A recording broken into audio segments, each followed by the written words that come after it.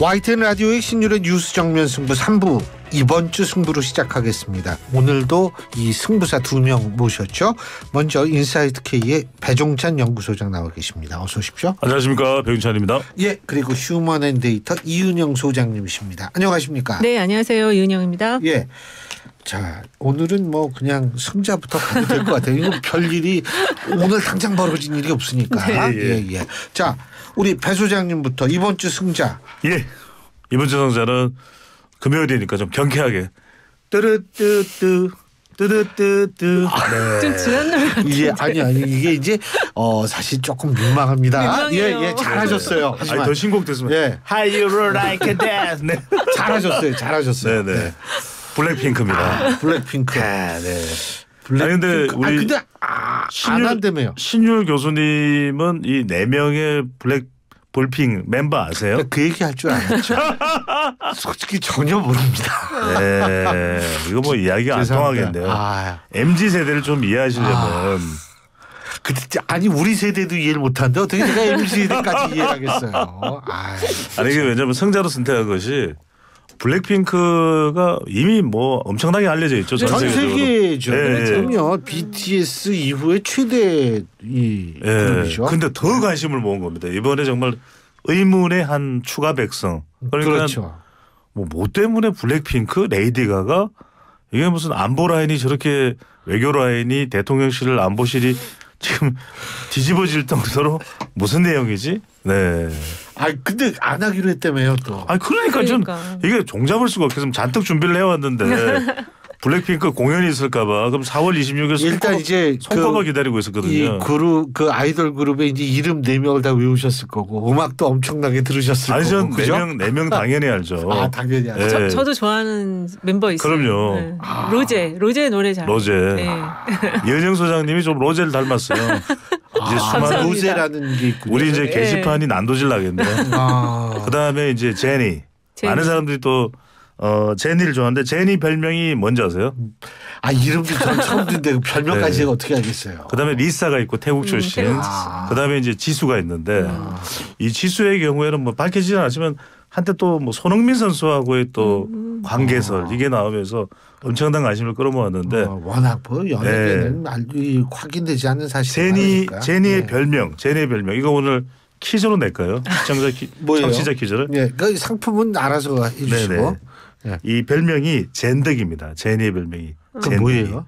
이건 진짜 우리 블링스만이 알 수 있는 건데, 제니가 이제 지수가 제니를 깨울 때 막 이렇게 진득진득 달라붙어서 이제 깨워요. 그래서 제니 플러스 진덕이가 돼서 젠덕이가 된 거죠. 오늘 방송은 제가 조금 여기서 일찍 끝내야 될 것 같습니다. 도대체 뭐 아는 단어가 나와야지 뭐 어떻게 되죠? 예. 2016년 6월 29일 데뷔를 했습니다.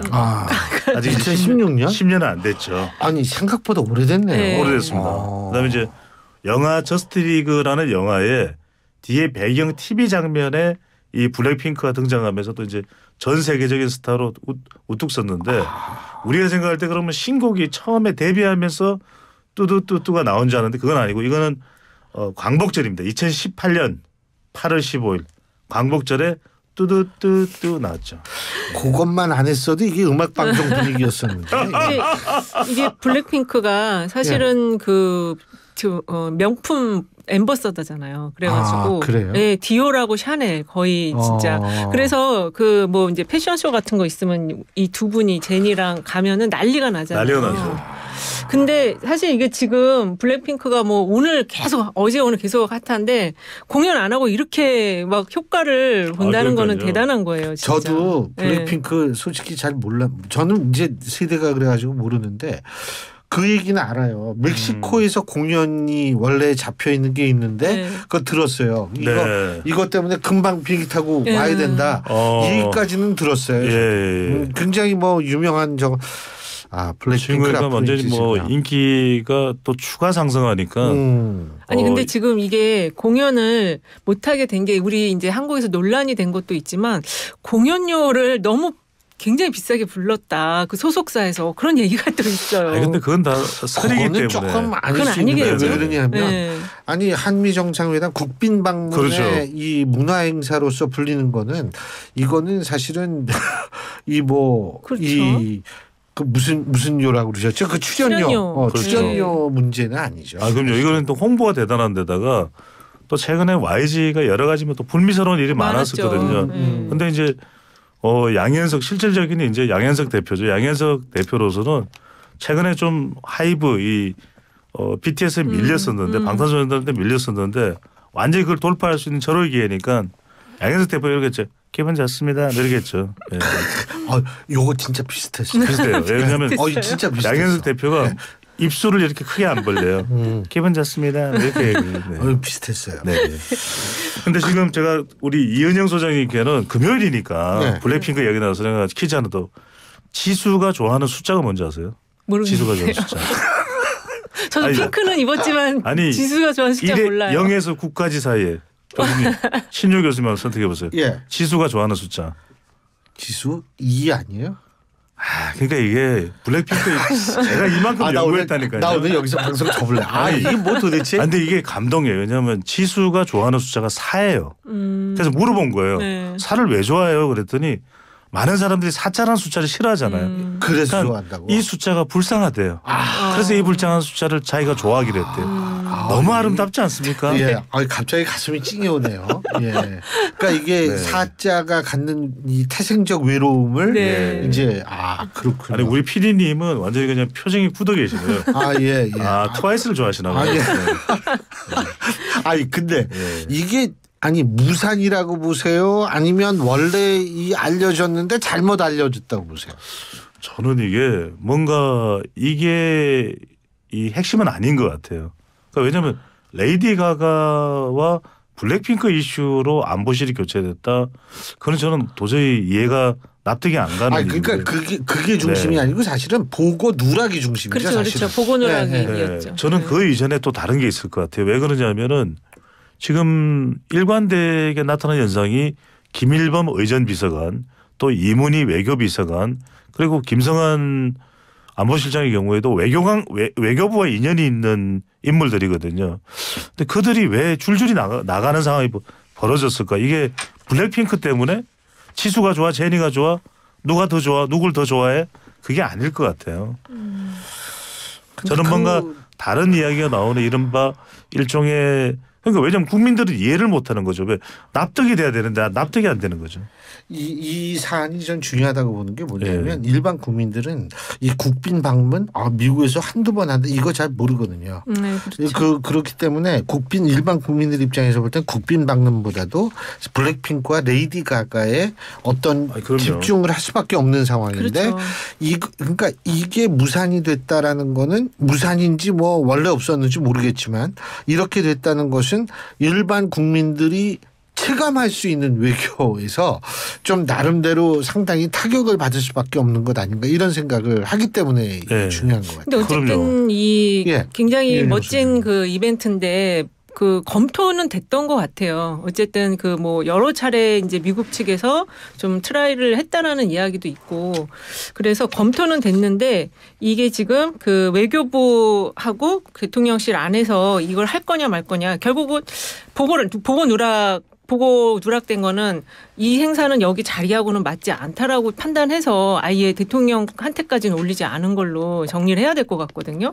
저희가 이 자세한 내막은 알 수는 없지만 어쨌든 그 외교비서관이 그만둘 때 이게 딱 이 얘기가 나왔으니까요. 그 둘의 합동 공연이. 그래서 이 문제가 굉장히 그래서 대통령이 진노했다 뭐 이렇게 지금 얘기가 나오는 거라서. 이게 간단치가 않은 게 수요일 날 전체 언론에 또 인터넷에 도배가 됐던 내용인데 화요일, 수요일, 목요일 실시된 한국갤럽 조사가 28일부터 30일까지 실시됐고요. 한국갤럽 자체 조사고 오늘 소개된 모든 조사는 중앙선거론조사심의위원회 홈페이지에서 확인가능합니다. 고맙습니다. 예. 이 대통령에 대한 긍정평가 윤석열 대통령이 대통령에서 직무를 잘 수행하고 있는지 잘못 수행하고 있는지 물어봤는데 잘하고 있다는 긍정평가가 30%예요. 그렇죠. 그러니까 직전 조사보다 4%포인트나 내려왔습니다. 이게 일주일 만에 지금 4%. 갤럽이 그거는 진짜 의미 있는 하락. 갤럽이 그럼요. 아주 큰 변화가 없거든요. 그렇죠. 추세를 보면은 보통 뭐 2에서 1%, 2% 왔다 갔다. 근데 MBS도 비슷하고. 부정평가는 60%가 됐습니다. 그러니까 이게 그동안 조금은 수습이 돼가던 국면이었는데 대일 외교와 관련된 논란도 또 일본 교과서 또 구마가이 공사인가요? 구마가이 공사를 또 초치해서 일본 관계자의 태도 이것도 상당히 우리 감정들을 국민들의 감정을 격앙시키는 찰나였는데 이 어수선한 상황에서 블랙핑크 이슈가 또 터지면서 크다는 그게 거죠. 좀 클 수 있어요. 그러니까 이번 그 갤럽 조사에는 이 외교부 인사의 경질성 그다음에 이 갈등 이게 좀 반영이 된 그런 조사 결과라고 그럴 거예요. 예. 11월 달 이후로 대통령 지지율이 지금 최저선이 나온 겁니다. 그리고 이게 그 역대 대통령들 취임 그 첫 4분기, 그러니까 1년 딱 지나고 나서 그 대통령 지지율 중에서는 이명박 대통령 다음으로 지금 낮은. 광우병. 예, 그렇습니다. 이명박 대통령 이 시기에 1년 딱 그 즈음에 32%였는데 윤 대통령이 34%고요. 또 하나 중요한 포인트는 지금 국민의힘 정당 지지율보다 대통령 지지율이 더 밑으로 내려갔다. 네. 저도 아까 그 얘기했어요. 네. 네. 그리고 그게 이게 심각해요. 제가 볼 때. 국민의힘이 더불어민주당과 한국갤럽 조사에서 동률로 그렇죠. 34%거든요. 예. 근데 이게 지금 제가 중요한 지역이 이제 서울이 어땠나 이제 지역별로 쭉 봤는데 부울경 지역에서 대통령 지지율이 지금 8%포인트가 하락을 했어요. 그래서 36%인데 부울경 지역에서 국민의힘 정당 지지율은 44%거든요. 여기 PK 지역이 그래도 국민의힘과 대통령 정부 여당에서는 굉장히 지지 텃밭인데 대통령 지지율이 이렇게 낮다라면 이거는 상당히 좀 심각할 수 있다. 그러니까 이제 맞아요. 네. 블랙핑크로 부각되는 건 뭐냐면 부산의 뭐 자갈치 시장 같은 데서는 그럴 겁니다. 대통령에 대해서 호감을 가지고 지난 대선에서 투표를 했겠죠. 그리고 이제 국민의힘에 여전히 텃밭이고 아성이고 지지 기반인 것이 부산인데 잘 이해가 안 가서 그럴 거예요. 왜냐하면 대통령이 왜 이렇게 국정 수행을 할 이유가 없을 텐데. 네. 그러니까 이제 자갈치 시장 가면은 이제 이렇게 나오는 거죠. 와이라카노 이렇게 나오는 거죠. 고향 경상도 아니시죠? 경상도 맞는데. 아니 근데 전 사실 이게 뭐가 좀 안타깝게 보냐면 이 윤 대통령과 대통령실이 항상 대응이 한 템포가 느려요. 네. 그러니까 후쿠시마 수산물 수입 뭐 이런 게 일본 이게 나오면 그때 처음부터 아예 그냥 그렇죠. 이 강하게 나가지고 이걸 딱 잘라버렸어야 되는데 근데 이게 한 템포 느리다 보니까 이렇게 이제 네. 계속 이렇게 되고 막 야당 의원분들은 막 머리 깎고 머리 그 삭발하고 예. 이 삭발이요. 제가 아까도 얘기했지만 시각적 효과가 엄청납니다. 그럼요. 이게 그러니까 단식 이런 거는 이런 것보다 이 삭발이 주는 그럼요. 의미가 굉장히 크거든요. 눈물이 나잖아요. 삭발하는 거 보고 있으면. 그런데 이렇게 이번만 템포가 좀 느렸다라고 보기 힘든 것 같아요. 이게 그렇죠. 조금 반복되는 측면이 있는 예, 것 예. 같아요. 이게 지금 한일 문제하고는 또 달라요. 이게 지금 그 한미 정상회담을 한 달 지금 앞두고 이게 지금 준비했던 실무팀들이 다 지금 이제 그만두는 이 상황은 그래서 한일 참 정상회담은 달라요. 소장님 승자선. 저는 김태효의 안보실 1차장인데 지금 이게 그 계속 갈등이 있었대요. 그 김성환 실장하고 김태효 1차장하고 계속 갈등이 있었는데 직위상으로는 김태효 차장이 아래급이거든요. 근데 그 안보실장 이번에 이제 사임을 하신 김성환 안보실장은 정보를 안 알려주고 그다음에 김태효 이 1차장은 보고를 그 패싱을 하고 그러니까 실장님을 패싱하고 직보를 하고 예, 그래서 결국에는 김태효 그 차장의 승리인데 이분이 잘 아실 거예요. MB 때도 이명박 대통령 때도 그 대외교에 관한 어떤 키를 쥐고 있었고 특히 이제 비핵 개방 3천 북한과 관련한 그 개방을 시켜서 흡수 통일의 형태로 가자라는 걸 주도했던 분이거든요. 그래서 어쨌든 이번 그 외교 관련해서는 김태효 차장이 판정승이다. 그래서 전 승자로 꼽았습니다. 알겠습니다. 자, 요 다음에 또 얘기는 계속 4부에서 하고요. 네. 예. 3부는 잠깐 여기서 줄일게요. 네. 이 광고는 당신의 비즈니스 멘탈을 키워줍니다. 회의 전 3번만 되뇌세요. 팀장님, 제 생각은 다릅니다. 제 생각은 다릅니다. 제 생각은 다릅니다. 당신의 멘탈 당당해지리라. 비즈니스 멘탈웨어 브레인우드. 보현 씨는 어때? 팀장님, 제 생각이랑 똑같으세요. 그치? 크리네어 테크. 크리네어 테크 집중기 주물 작업 연마 작업 페인트 작업 분리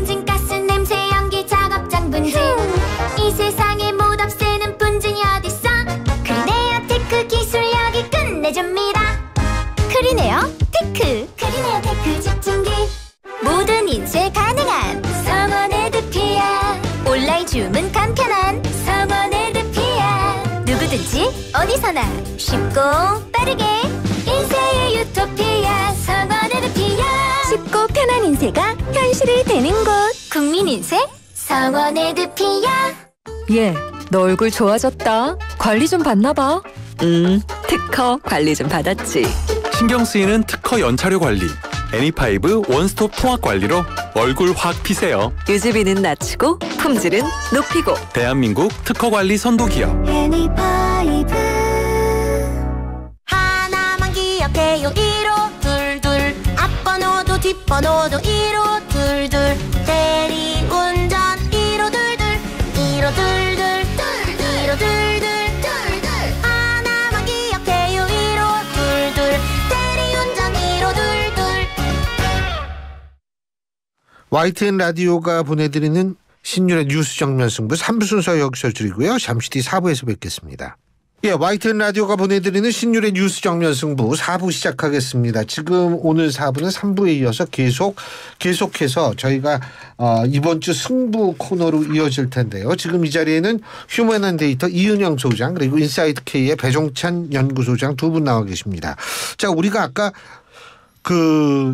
어디까지 얘기했죠? 이렇게 얘기를 하면은 이제 제가 이게 좀 네네, 아까 큰일 난 거고 이은영 소장님께서 이제 승자. 김태호 네. 차장 맞나요? 네, 맞습니다. 맞죠? 네. 차장을 이제 꼽으셨는데 그래서 약간 설명을 해주셨는데 우리 배 소장님은 그럼 어떻게 보세요? 이 지금 승자 맞다고 보세요? 그래서 이제 김태호 안보 1차장이 그렇다면 이제 앞으로 이 대통령실에서 안보 주도권을 행사한다고 그렇게 봐야 될지. 근데 상당히 부담스러울 수밖에 없는 게 또 안보실장은 주미 대사가 출국도 못한 채 안보실장 자리로 지금 갔고 그리고 조현동 그러니까 조태용, 조현동 이제 콤비가 이제 포진을 하게 되는 거죠. 두 조씨네요. 그렇죠. 예. 또 외교 1차관이 이제 조현동 차관이 또 주미 대사로 나가는 거고. 근데 이게 그런 걸 떠나서 이게 대통령 국빈 방문이 이제 뭐 한 달 정도 남아 있는데 한 달도 채 안 남아 있는데 이렇게 뭔가 어수선한 거는 굉장히 이제 부담스러울 수밖에 없는데 예. 이제 뭐 김태호 차관이 이런 상황을 저는 의도했다고 보지는 않아요. 우리가 말하는 무슨 뭐 마쿠 권력 쟁탈전처럼 자기가 이제 안보실장을 하고 싶어서 자기가 다 주무르고 싶어서 그렇다기보다는 뭔가 내부에서 이렇게 좀 체계적이거나 시스템적으로 운영이 안 된다라고 볼 수밖에 없다면 이건 지금 사람 대 사람의 문제로 생각할 때는 국익이 달려 있잖아요. 우리 지금 그렇죠. 대통령 지지율이 지금 하락하고 있는 상황에서 또 일본 외교는 상당히 지금 봉합이 안 되고 있는 일본 상황에서. 언론은 자꾸 이상한 얘기나 해요. 그러니까요. 예. 그런데 지금 니온 게이자이 신문 관련돼서도 이제 이은영 소장님 말씀을 해주실 수 있을 것 같은데 그럼 이제 우리가 찾을 수 있는 우리 외교가 찾을 수 있는 또 우리 국익을 찾을 수 있는 것은 미국이거든요. 근데 미국 가기 전에 이렇게 돼버리면 4월 26일 빵빠레가 올리고 대통령 from Korea 이러면서 이제 상당히 우리에게 인상적인 장면이 연출돼야 되는데 갑자기 머릿속에 블랙핑크가 떠오르게 되면 이게 상당히 난감해질 수 있는 상황이 되지 않을까 싶은 거죠. 제가 이제 솔직히 이 정치학 물론 저는 뭐 국제 정치를 전공한 건 아닙니다만 그런 입장에서 이렇게 볼 때 현 정권의 외교가 조금 좀 세련되지 못했다는 측면이 많이 하는 게 일본 한일 정상회담 뭐 전 좋다고 생각해요. 하지만 중요한 건 시기가 4월 이 지방선거 전에 네. 두 번째는 뭐냐면 일본은 원래 외교적 문제에서 이 언론과 이 그렇죠. 뭐죠 정치권이 이게 역할 분담해가지고 그렇죠. 주거니 받거니 네. 하면서 이런 거 왜 그런 거를 미리미리 생각하지 못했을까 이런 아쉬움도 있고 미국도 사실 그렇죠. 마찬가지거든요. 이게 지금 바이든 대통령이 그 부통령 시절에 외교를 전담했어요. 그래서 외교에 한해서만큼은 그렇죠. 엄청난 그런 그 경력과 그다음에 그 노하우를 갖고 웃으면서 뺨치는 그런 스타일을 구사할 수 있는 그 정도의 전문가고 그리고 일본 그 수상도 마찬가지거든요. 기시다 총리 마찬가지예요. 그분도 외상 출신이잖아요. 근데 그 저는 사실 이런 문제가 발생하는 게 우리 그 윤석열 대통령의 그 스타일 그 형님 보스 스마트 리더십 있잖아요. 이게 외교가에서는 안 먹히거든요. 우리 국내에서는 먹힐지 몰라도. 그래서 이걸 좀 이게 대통령께서 그런 형님 리더십이다 보니까 이제 이 스텝진들이 거기에 맞히는 사람이 있고 도저히 못 맞히겠는 사람이 있고 이러니까 이제 저는 이 갈등이 굉장히 뿌리가 깊었을 거라고 생각이 돼요. 뭐 아니 아까 제가 YTN 라디오 YTN 이걸 쭉 들으면서 그런 얘기가 좀 나오긴 나오더라고요. 네. 이게 그러니까 오래전부터 좀 있었다라는 네. 소리가 있다. 뭐 이런 얘기가 있는데.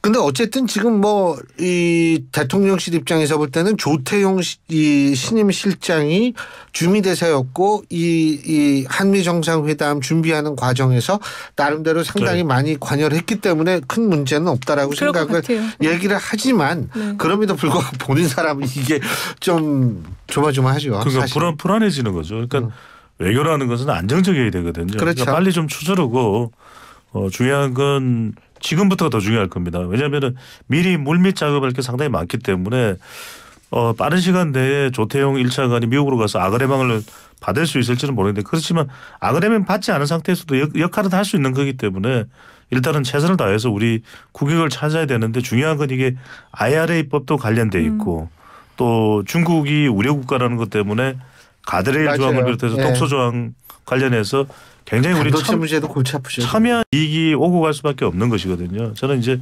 뭐 오늘까지 레이디 가가와 블랙핑크를 이야기하고 내일부터는 정말 국민만 앞에 놓고 할 수 있는 그런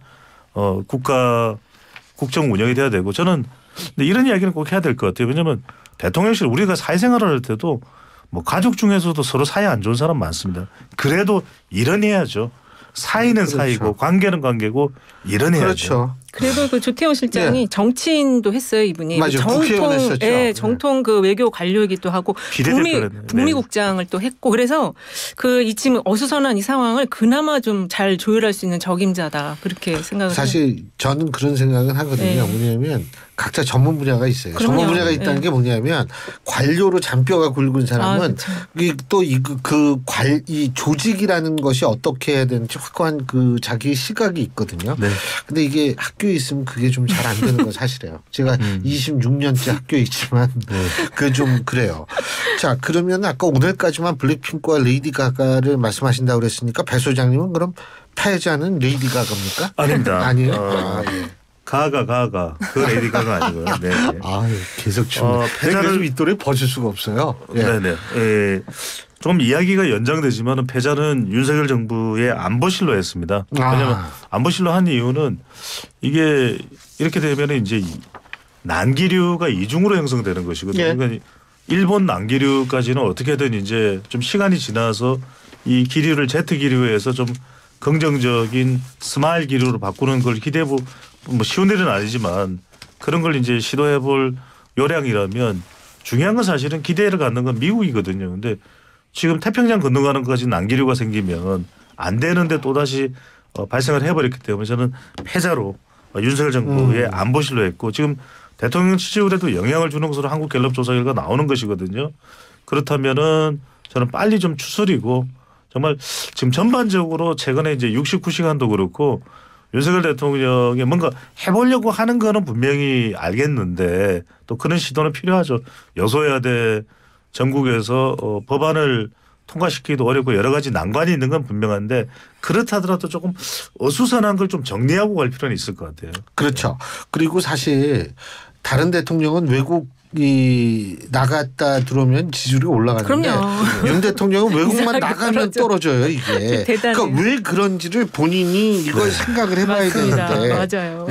아니 저는 그래서 패자를 윤석열 대통령으로 꼽으려고 했는데 왜 그러냐면 지금 그 고위공직자 재산 공개 사실 우리 청취자분들도 그거 관심 많으실 거예요. 우리 광고 나갈 때 솔직히 나오잖아요. 계속 보고 있는데. 근데 윤석열 대통령 재산 신고된 내용이 77억인데 여사님이 75억을 갖고 72억을 갖고 계시고 현금을 50억을 갖고 계시고 패자다 이렇게 생각을 했는데 어쨌든 저는 저출산 고령화 대책을 꼽았습니다. 패자로. 예.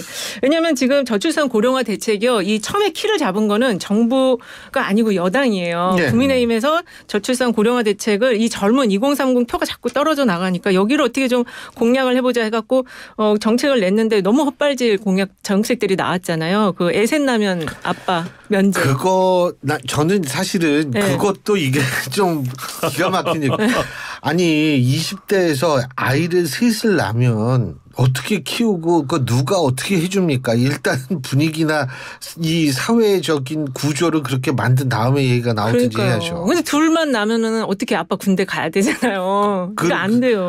아니 그리고 셋을 키우면 그 돈이 없네. 황당한 거는 남자가 그러니까 아빠가 만 30세 되기 전입니다. 그러니까 아니 그러면 아빠가 애를 낳나요? 그렇죠. 그러면 애 3명을 낳는 이유는 여성에게는 부인에게는 새 쌍둥이를 낳는 이야기예요. 그렇죠. 네. 아니 아니 물론 그리고 요새 결혼 저는 일찍 했어요. 일찍 했는데 대학 졸업 맞자마자 했어요. 저는. 근데 그런데 그때 한 3, 4년 있다가 애를 낳는데 어쨌든 3명 이거는 사실은 경제적으로나 사회적으로나 맞아요. 이거는 아니 그리고 아빠 군대 안 가게 하려고 엄마가 애를 계속 낳으면 난다는 게 이거는 여성의 그 위치와 입장은 이 정책이 나오면요 그냥 여성들이 군대 가겠다 그럴 것 같아요. 에이 이러면서 진짜 전 이거 굉장히 좀 당혹스러웠어요. 근데 이게 이런 아이디어가 왜 나왔냐? 근데 이것만 나온 게 아니고 또 증여세를 면제하겠다 이런 것도 나왔거든요. 그래서 지금 정부가 진짜로 이 젊은 세대가 왜 결혼을 안 하려고 하는지를 좀 정확하게 파악을 못하고 그 어떤 공급자적인 마인드로 이걸 주면은 하겠지 이렇게 지금 접근하는 게 아닌가. 저출산 고령화 대책이 지금 되게 심각하긴 하거든요. 0.74밖에 안 되니까 거의 한 명을 안 낳는다는 얘기고요. 지금 신부가 40대 신부가 20대 신부보다 더 많다는 통계 자료도 나왔어요. 그렇군요. 네네. 그래서 YTN에서 특별기획으로 보도가 맞아요. 됐어요. 네. 그래서 이 저출산 고령화 대책은 여야가 같이 초당적으로 이걸 만들어야 되는데 지금 여당이 너무 헛발질을 많이 한다. 그래서 정부가 그래서 이걸 기재부 주도 하에서 30년 계획을 다시 만들겠다 했는데 어쨌든 좀 잘 나왔으면 좋겠습니다. 잘 나와야 되는데 이게 저는 그러니까 조금 이 정책을 이렇게 얘기하기 전에 이렇게 좀 의견을 많이 듣고 그리고 사실 이건 기상천외한 정책이거든요. 맞아요. 20대 때 아이 셋 나면 군대 이런 것들은 굉장히 좀 이게 좀 언론사에도 왜 데스크가 있잖아요. 그게 뭐냐면 게이트키핑 기능인데 우리 정부에서 게이트키핑 기능을 조금 강화할 필요가 있다는 생각이 저는 이것 그렇습니다. 때문에 좀 지지율도 좀 떨어지는 것도 그럴 수 있죠. 아니, 지금 이 저출산 고령화 이거는 정말 패자로 할 만한데 더 패자인 이유는 저출산 고령화를 떼야 돼요. 이게 저출산하고 고령화하고 연결시켜서 정책을 만들기 굉장히 어렵습니다. 이게 기계적으로 접근한 거예요. 왜냐하면 저출산되고 고령화되니까 이게 문제가 되는 이슈 두 가지를 한꺼번에 해결해보자. 하나도 해결을 못하고 있는데 한꺼번에 해결이 되나요? 안 되잖아요. 그러면 저출산 대책을 지금까지 120조 원을 240조 원과 120조 원을 썼다고 이야기를 하는데 이걸 그러면 한 명 결혼하는 가구당 아이당 1억씩을 주자 이런 이야기까지 나오는데 제발 이런 이야기 하지 말고 인디언 속담인가 알래스카 속담이 그게 있잖아요. 아이를 키우면 한 마을이 키우겠다. 저는 철저하게 이 아이가 중요한 게 아니라 이 임산모가 되는 임산부가 되는 이 여성에게 접근을 해야 됩니다. 어떻게 하면 여성들이 경력 단절 안 되게 어떻게 하면 그것도 굉장히 중요한 어떻게 하면 포인트예요. 안전하게 그러니까 산부인과를 다 무료로 하고 저는 최적의 상태에서 아이를 낳을 수 있도록 하고 이게 아빠한테 기대하면 안 돼요. 어떻게든 이 육아시설을 다 완비를 해서 24시간 운영을 해서 여성들이 조금이라도 고달픈 게 있으면 그것을 다 적극적으로 해결해 주는 저출산 고령화 위원회를 할 게 아니라 저출산부 대책부 부를 만들어야 돼요. 이 부를 만들어서 이 부의 장관은 매일 대통령에게 보고를 하도록 해야 됩니다. 그리고 지금 말씀하시니까 남성도 육아휴직을 이론적으로는 할 수 있는데 지금 실제적으로 남성이 육아휴직을 눈치 안 보고 할 수 있는 직장이 대한민국 직장이 100개라고 했을 때 몇 개 있을까? 공공기관 정도. 공무원들은 조금 쓰긴 쓰는 것 같아요. 공무원들이야 숫자가 많지가 않으니까 일반 기업들에서 어려워요. 아이 때문에 육아휴직 그래? 그럼 육아휴직 말고 애 푹 쉬어 그냥. 애 고등학교까지는 뭐 애 키워야지 뭐 이런 식으로 나오고 말이에요. 이런 분위기부터 이건 바꿔야 돼요. 그 정도는 아니고요. 그 정도는 아니고요. 네네. 근데 진짜 눈치 보고 못한 사람 많아요. 예, 육아휴직. 맞아요. 남성들이.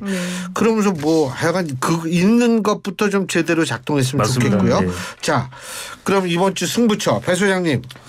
저는 이재명 대표의 재판과 수사로 했습니다. 왜냐하면 지금 대통령 지지율이 하락하고 있는 상황, 심지어는 안보실 블랙핑크 파장까지 불핑 파장까지 있는 이런 상황에서도 더불어민주당 지지율이 그렇게 썩 올라가지는 않아요. 반사익을 못 받는다. 네, 근데 최근에 뭐 ARS 자동응답 조사에서는 반사체 영향을 또 드러내는 그런 결과도 있기는 합니다만 오늘 발표된 한국 갤럽 조사에서는 공동으로 33%죠, 그죠? 네, 똑같아요. 공동으로. 예. 방금 전에 우리 YTN TV로도 보도가 됐는데 네. 이 내용을 보면은 여전히 그렇다고 해서 더불어민주당에 또 힘을 실어주지는 않거든요.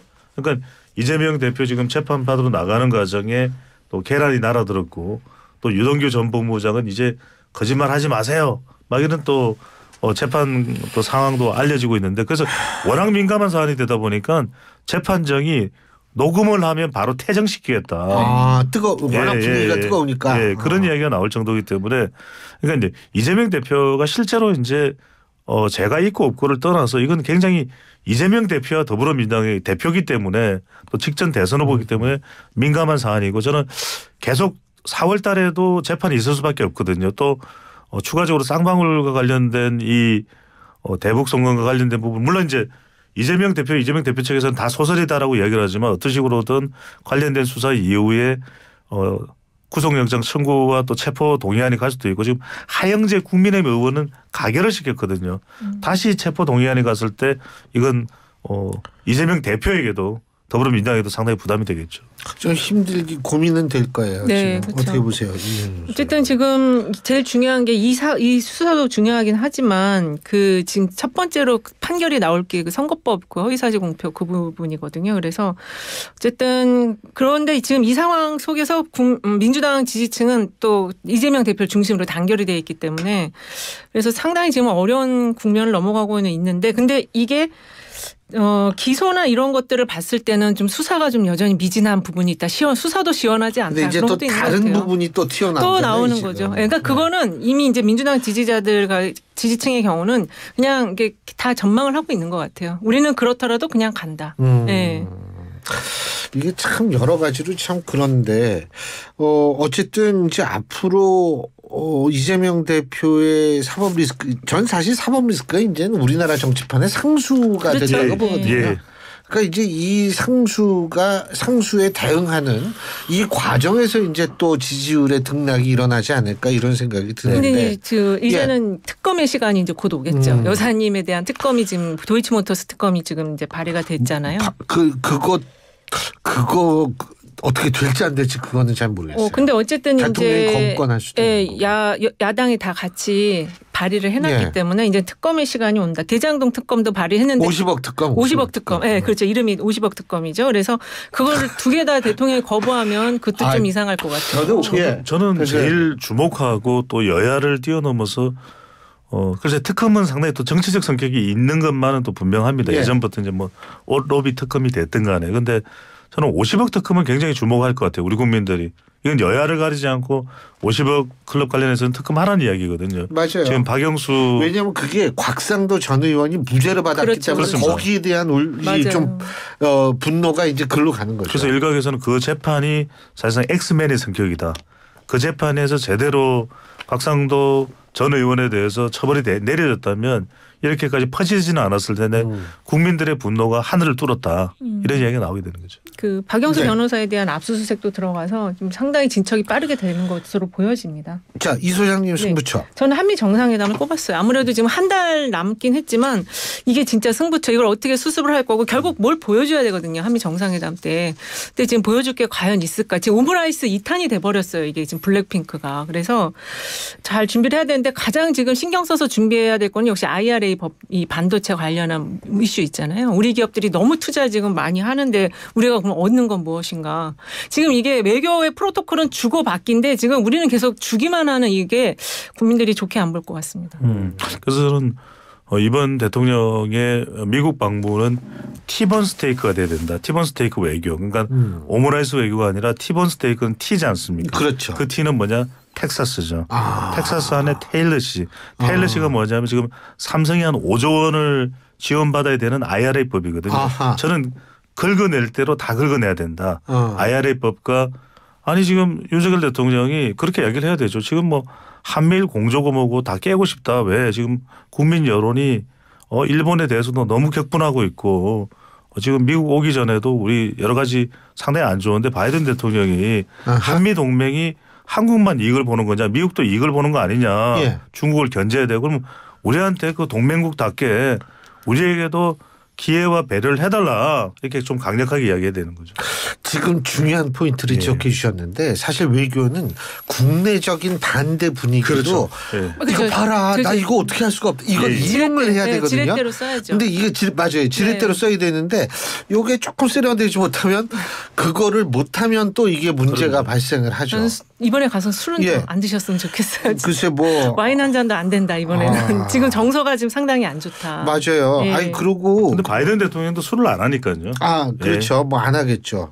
그러고 보니까 참 오늘 술 드시는 분들 많을 것 같은데 맞아요. 그래서 네. 한미 정상회담에서 지금 주목할 점들 많이 적을 했는데 예. 여기에서 돌발 변수로 나타날 수 있는 것이 또 북한의 네, 돌발적인 그렇죠. 네. 도발 문제가 또 발생할 수 있겠죠. 그렇죠. 그런 어떤 도발 전 사실 북한의 도발 수위가 상당히 높을 가능성을 배제할 수. 왜냐하면 이제 미사일 맨날 쏘기 때문에 그거는 이제 더 이상 충격을 안 지금 주고. 가장 크게 우려되는 것은 별로 이제 반응을 안 보이고 있기 때문에 반응을 안 보이는 것에 대해서 그렇죠. 최근에 이제 7년 만인가요? 미국 본토에 캘리포니아에 있는 본토 해병대가 포항으로 와서 쌍용 작전을 수행을 예. 합니다. 그러면 이건 지금 북한으로서는 왜냐하면 상륙 작전이 있으면 상륙 작전은 사실상 참수 작전이에요. 예. 그래서 김정은 위원장이 상당히 두려워하면서 지금 이 부분에 대해서 상당히 분노 어린 그런 메시지를 내고 있거든요. 저는 미국 방문했을 때 예. 북한에 대응하는 이 한미일 공조가 강조될 가능성이 그래서 있는 것이죠. 예. 반드시 그 대화 파트너가 모색이 돼서 이거는 뭐 그 한미일 공조의 안에서 틀에서 논의를 하더라도 대화의 라인이 또 따로 있어야 되는데 그 준비가 늘 안 되는 것 같아요. 하여간 이번에 이렇게 된 데에 대해서 아마 곰곰이 반성하고 점검하고 이런 실수를 다시는 반복하지 않도록 노력해야 될 겁니다. 오늘 두 분 말씀 여기까지 듣겠습니다. 고맙습니다. 네, 감사합니다. 고맙습니다. 예, 지금까지 휴먼앤데이터의 이윤영 소장, 인사이드 K의 배종찬 연구소장 두 분과 함께했습니다.